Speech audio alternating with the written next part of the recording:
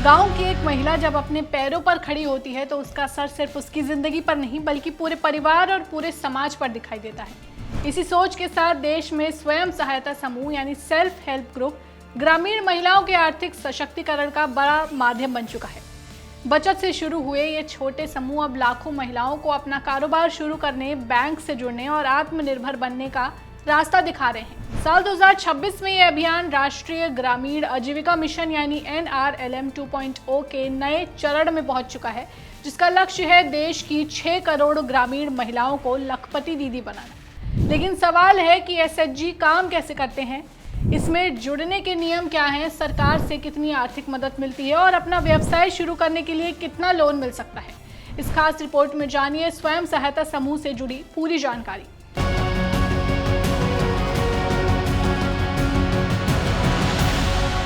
SHG की शुरुआत से NRLM 2.0 तक का सफर। स्वयं सहायता समूह कोई अवधारणा नहीं है। भारत में इसकी शुरुआत छोटे स्तर पर सामूहिक बचत के मॉडल से हुई थी। 1954 में टेक्सटाइल लेबर एसोसिएशन और 1972 में इला भट्ट द्वारा शुरू किए गए सेवा जैसे प्रयासों ने महिलाओं को संगठित करने की दिशा में महत्वपूर्ण भूमिका निभाई। इसके बाद 1992 में नाबार्ड ने स्वयं सहायता समूहों को बैंकिंग व्यवस्था से जोड़ा। वर्ष 2011 में इसे राष्ट्रीय ग्रामीण आजीविका मिशन के रूप में विस्तार मिला। अब 2026 में ये योजना NRLM 2.0 के नए चरण में है, जो वर्ष 2030-31 तक चलेगा। देश में कितनी महिलाएं जुड़ी हैं? ग्रामीण महिलाओं को आर्थिक रूप से मजबूत बनाने के इस अभियान का दायरा लगातार बढ़ रहा है। जून 2026 तक 10 करोड़ से ज्यादा ग्रामीण परिवार 92 लाख स्वयं सहायता समूहों से जुड़ चुके हैं। NRLM 2.0 का सबसे बड़ा लक्ष्य है लखपति दीदी तैयार करना, यानी ऐसी महिला उद्यमी जिसकी सालाना आय कम से कम 1 लाख रुपए तक पहुंचे। अब बात करते हैं कि कौन बना सकता है सेल्फ हेल्प ग्रुप्स। अगर आप भी स्वयं सहायता समूह बनाना चाहती हैं तो इसके लिए कुछ जरूरी नियम है। समूह में 10 से 20 महिलाएं होनी चाहिए। सदस्य की उम्र 18 साल से अधिक होनी चाहिए। महिला ग्रामीण क्षेत्र की निवासी होनी चाहिए। आर्थिक रूप से कमजोर और जरूरतमंद परिवारों की महिलाओं को प्राथमिकता दी जाती है। SHG का रजिस्ट्रेशन कैसे करें? समूह बनाने के बाद सबसे पहले नियमित बैठकें और बचत का रिकॉर्ड तैयार करना होता है। इसके लिए महिलाएं अपनी ग्रामीण पंचायत या ब्लॉक स्तर के ग्रामीण आजीविका मिशन कार्यालय से संपर्क कर सकती हैं। रजिस्ट्रेशन के लिए आमतौर पर इन दस्तावेजों की जरूरत होती है: सदस्यों के आधार कार्ड, ग्राम पंचायत से संबंधित प्रमाण पत्र, समूह की बैठक और बचत का रिकॉर्ड। इसके अलावा ऑनलाइन जानकारी के लिए nrlm.gov.in जैसे आधिकारिक पोर्टल का भी उपयोग किया जा सकता है। अब बात करते हैं कि सरकार से कितनी आर्थिक मदद मिलती है। SHG से जुड़ी महिलाओं को अपना काम शुरू करने के लिए सरकार की ओर से कई तरह की आर्थिक सहायता दी जाती है। स्टार्टअप फंड, नए समूह को शुरुआती जरूरतों के लिए 2500 रुपए तक की सहायता दी जाती है। रिवॉल्विंग फंड यानी RF, समूह की आर्थिक गतिविधियां बढ़ाने के लिए 20,000 से 30,000 रुपए तक की राशि उपलब्ध कराई जाती है।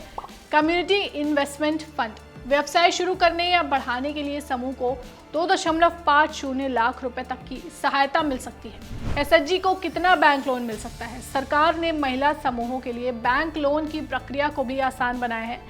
लोन पर ब्याज दर 3 लाख रुपए तक के लोन पर ब्याज दर करीब 7%, 3 से 5 लाख रुपए तक के लोन पर बैंक के MCLR के अनुसार ब्याज तय होता है। समय पर भुगतान करने वाली महिलाओं को ब्याज के अतिरिक्त राहत मिल सकती है। सिर्फ पैसा नहीं, ट्रेनिंग भी। सरकार SHG से जुड़ी महिलाओं को सिर्फ आर्थिक मदद ही नहीं बल्कि कारोबार शुरू करने की ट्रेनिंग भी देती है। स्टार्टअप विलेज एंटरप्रेन्योरशिप प्रोग्राम यानी SVEP के तहत गैर कृषि व्यवसाय शुरू करने के लिए प्रशिक्षण दिया जाता है। वहीं अच्छा प्रदर्शन करने वाले समूहों को आगे बढ़ने के लिए अतिरिक्त वित्तीय सहायता और व्यक्तिगत ऋण के अवसर भी मिल सकते हैं। 2026 में स्वयं सहायता समूहों की गतिविधियों को डिजिटल प्लेटफॉर्म से जोड़ने पर भी जोर दिया जा रहा है। इससे समूहों की पारदर्शिता, रिकॉर्ड प्रबंधन और योजनाओं की निगरानी को बेहतर बनाया जा रहा है। स्वयं सहायता समूह सिर्फ बचत करने की व्यवस्था नहीं है बल्कि ग्रामीण महिलाओं को आर्थिक पहचान देने का एक मजबूत माध्यम बन चुका है। आज लाखों महिलाएं SHG के जरिए खेती, पशुपालन, खाद्य प्रसंस्करण, हस्तशिल्प और छोटे कारोबार से जुड़कर अपनी आय बढ़ा रही हैं। अगर आप भी गांव में रहकर अपना काम शुरू करना चाहती हैं तो अपने नज़दीकी ग्राम पंचायत या ब्लॉक स्तर के ग्रामीण आजीविका मिशन कार्यालय से संपर्क कर सकती हैं, क्योंकि जब महिलाएं संगठित होकर आगे बढ़ती हैं तो बदलाव सिर्फ एक परिवार में नहीं बल्कि पूरे गांव की अर्थव्यवस्था में दिखाई देता है। ये जानकारी आपको कैसी लगी हमें कमेंट कर जरूर बताएं। ऐसे ही वीडियोस के लिए जुड़े रहें गांव जंक्शन के साथ। नमस्कार।